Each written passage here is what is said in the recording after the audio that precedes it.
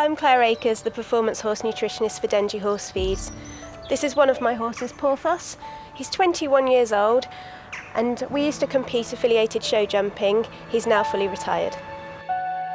Porthos has poor dental conformation, which means that he has a number of dental issues and he has to go to the vets for regular dental checkups to make sure that he can eat normally and that he stays happy and healthy in his retirement. Hi there, I'm Ben Payne. I'm one of the vets at Catley Cross Equine Clinic and we generally specialise in horses. I've been asked to talk to you today by Dengie about dentition in the older horse and how to manage it. So I suppose when I'm looking at an older horse, the first thing I would say is that we all need to start checking their teeth every 6 months from when they're about 15 years old onwards. This is because of a couple of primary reasons. As horses get older, their teeth start to become looser within the socket because the ligaments that hold the teeth in place start to weaken. Secondly, the teeth actually start to reduce the amount that they grow, but having said that, they also become weaker. So you've got a tooth that is sat looser in its socket and its structural integrity is decreased, which then means it's more liable to fracture and more liable to falling out.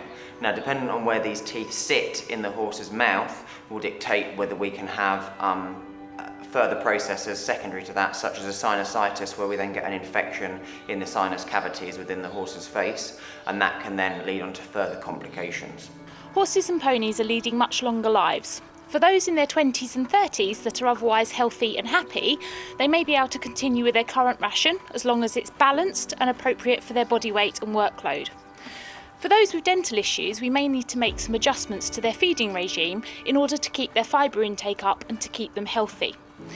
For those that are starting to struggle to chew, we may see that they lose weight, and this is a common problem in older horses and ponies.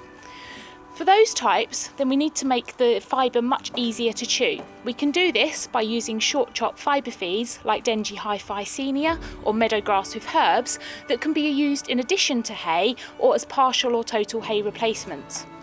For horses with real dental problems, then we may need to turn to a mash, and in that case using pelleted fibre feeds like alpha beet, alfalfa pellets and grass pellets, all soaked to a mash, can be ideal.